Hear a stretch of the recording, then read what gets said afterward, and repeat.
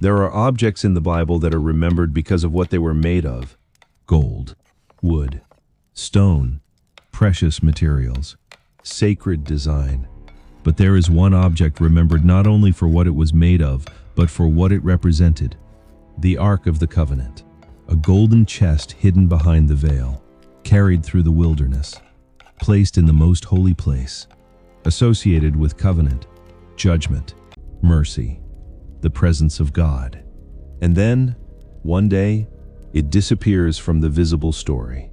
No clear ending, no final scene, no description of its destruction, no confirmed discovery, only silence.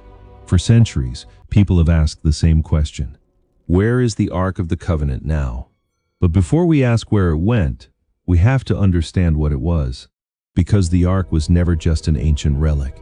It was not a lucky charm. It was not a magical weapon. It was not a treasure chest built to satisfy human curiosity. The Ark stood at the center of Israel's sacred life because it represented something far more dangerous and far more holy than gold. It represented the covenant between God and his people. It represented the throne-like presence of the Holy One in the midst of Israel. And that is why the mystery of its disappearance is so powerful. Because when the Ark vanished from history, it was not just an object that went missing. It was as if one of the most sacred symbols in the Bible had stepped into silence. The story of the Ark begins in the wilderness. Israel had come out of Egypt. They had passed through the sea. They had stood at Mount Sinai. There, in the shadow of thunder and fire, they received the law of the covenant. And in that sacred moment, instructions were given for a sanctuary, a place where God would dwell among his people. At the heart of that sanctuary was the Ark. It was made of acacia wood and overlaid with gold.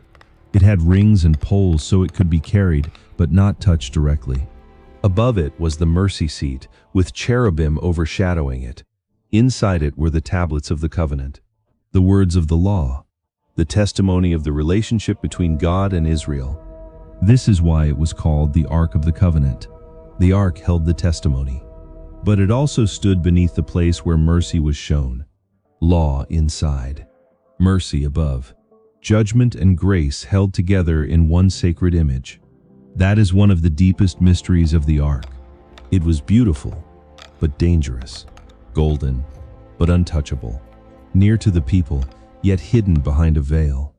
It was a sign that God was present among his people, but not in a casual way.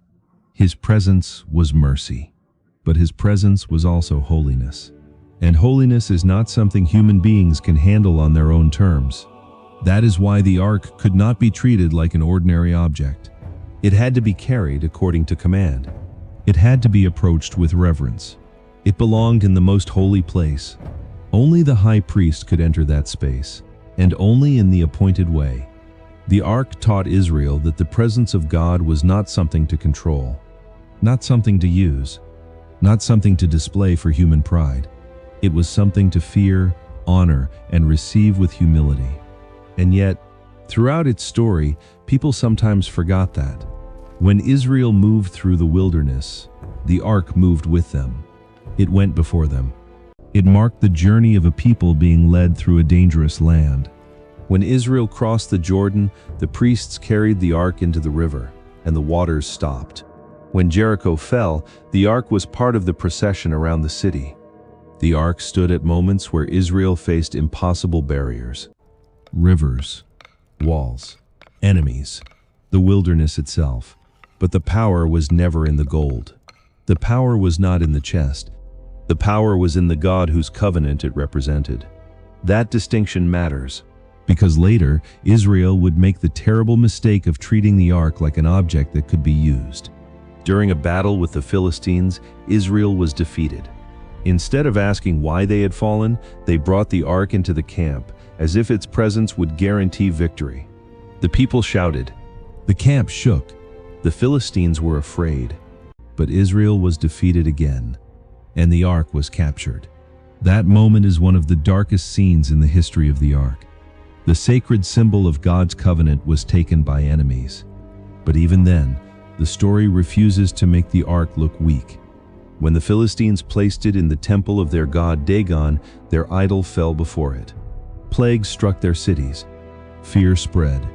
The ark did not need an army to defend the holiness of God. Eventually, the Philistines sent it back, not as conquerors returning a trophy, but as terrified people trying to remove a holy burden they could not bear. This episode reveals something essential.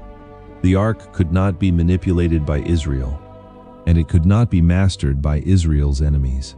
It was not a tool. It was not a trophy.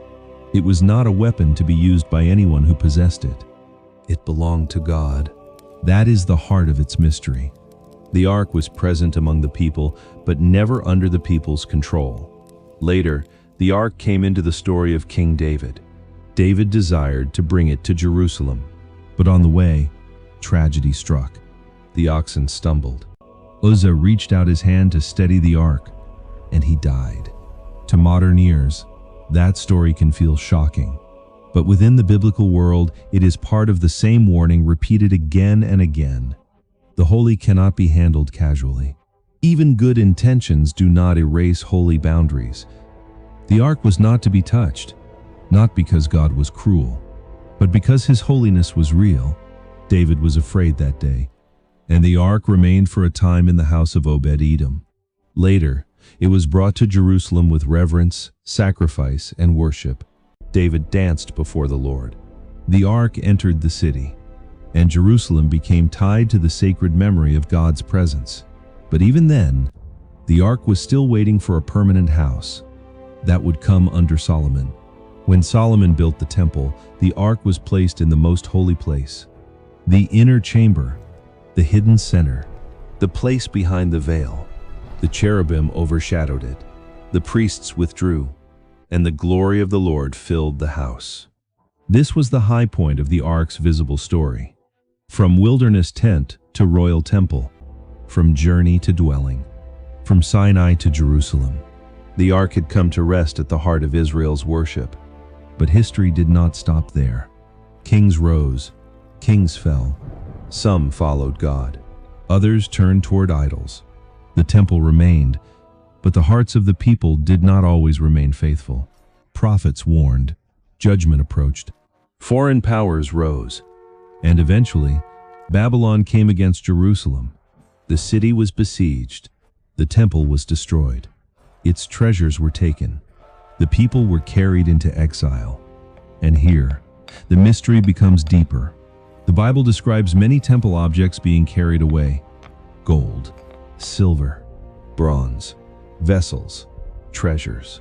But when it comes to the Ark of the Covenant, the record becomes silent. Was it taken? Was it hidden? Was it destroyed? Was it removed before the temple fell?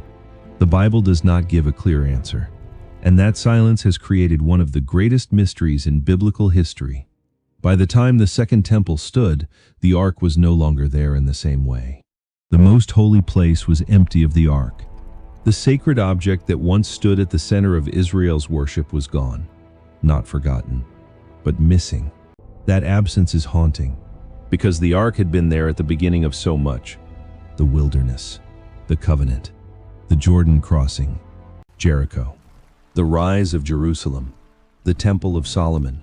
And then, in the ruins of history, it disappears. This is why so many theories have formed around it. Some believe the Ark was hidden somewhere beneath Jerusalem before the Babylonians destroyed the temple. Perhaps by priests, perhaps in tunnels, perhaps in a secret chamber beneath the Temple Mount. Others point to ancient traditions that connect the Ark with the prophet Jeremiah, suggesting that it was hidden away before the final destruction. In one later tradition, Jeremiah takes sacred objects and hides them in a cave, waiting for a future time known only to God. Others believe the Ark may have been carried away from Jerusalem long before the Babylonian destruction. Some traditions connect it with Ethiopia, especially with the ancient claim that the Ark was taken to Axum and guarded there. This tradition has shaped the imagination of millions. Still, no public, universally verified discovery has proven the Ark's location. Others have suggested that the Ark was destroyed when the temple was burned, but even that is not clearly stated in the biblical text. And so the mystery remains: hidden, lost, destroyed, taken, preserved. No theory can be treated as certain without evidence. And perhaps that is part of why the Ark continues to fascinate the world. Because it is absent, but not irrelevant. Missing, but not meaningless. Silent, but not forgotten. The Ark has become one of history's most powerful symbols of sacred disappearance. But the deeper question is not only where the Ark is, the deeper question is why its absence matters. The Ark represented God's presence among His covenant people. But the biblical story never teaches that God could be contained inside a box. Even Solomon, at the dedication of the temple, understood that the heavens themselves could not contain God. The Ark was a sign, a holy sign, a terrifying sign, a merciful sign, but still a sign. God was not lost when the Ark disappeared. The covenant story did not end when the Ark vanished. The presence of God was not defeated by Babylon. That is essential, because human beings often cling to sacred objects while forgetting the sacred reality behind them. The Ark matters because of what it pointed to: holiness, mercy, covenant, presence. A God who dwells with His people but cannot be controlled by them. This is the warning hidden inside the mystery. If the Ark were found today, what would people do with it? Would they worship God or worship the object? Would they tremble before holiness or turn it into a weapon of politics, power, fame, and spectacle? Would they receive it with reverence or try to possess it like a treasure? The history of the Ark warns us that holy things can never be handled safely by proud hands. Israel tried to use it in battle and failed. The Philistines tried to keep it as a trophy and suffered. Uzzah touched it casually and died. The Ark teaches the same lesson again and again. God's presence is not controlled. Holiness is not decoration. Sacred things are not human property. That may be one reason the silence around the Ark feels so fitting. Perhaps the Ark disappeared because the story was moving beyond the object. Perhaps its absence forces the question away from gold and wood and back toward the God it represented.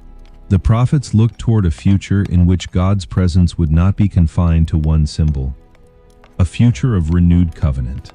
A future where the law would be written not merely on tablets of stone, but on the heart. That does not make the Ark unimportant. It makes it prophetic. The Ark held the tablets, but the story moves toward transformed people. The Ark stood behind the veil, but the story moves toward access to God in a deeper way. The Ark was a holy object, but it pointed beyond itself. This is why the mystery is so powerful. The lost Ark is not just a puzzle for archaeology. It is a spiritual question. What happens when the symbol disappears? Do people seek the God behind the symbol? Or do they spend centuries searching for gold while missing the holiness it represented? That question may be more important than the location. Still, the historical mystery remains.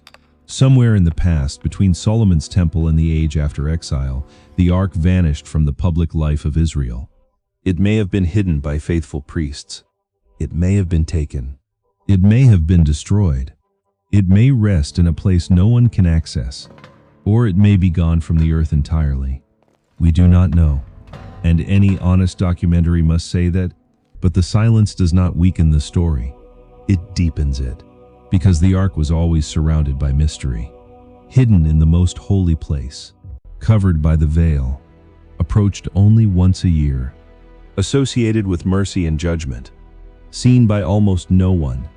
Its disappearance continues the pattern of its life. The Ark was never common, never ordinary, never available for human display. It was sacred in presence and sacred in absence. That is why the question still pulls at the human imagination. Where is it now? Under Jerusalem, in a hidden cave, in Ethiopia, destroyed in the fires of Babylon, guarded by silence, known only to God. Each theory reveals something about what people long for. Some long for proof, some long for wonder. Some long for a sacred object that can be touched. Some long for a sign that the ancient stories were real. But the Ark itself warns us, do not seek the sign more than the one to whom it points. Because if the ark ever stood before the world again, its greatest message would not be gold. It would not be power. It would not be mystery for its own sake. It would be holiness. The Ark of the Covenant reminds us that God's presence is both mercy and fire. That covenant is both gift and responsibility. That sacred things require reverence. That nearness to God is never casual. And perhaps that is why the lost ark remains such a fitting end to this first journey through biblical mysteries. We began with forbidden books and lost writings. We followed watchers, giants, floodwaters, towers, kings, and forbidden knowledge. And now we end before a veil, before a golden chest, before a mystery that refuses to become a simple answer. The Ark of the Covenant may be lost to history, but the truth it carried is not lost. The God of the covenant cannot be buried. His presence cannot be captured. His holiness cannot be turned into a relic, and his mercy cannot be locked inside gold. So where is the Ark of the Covenant now?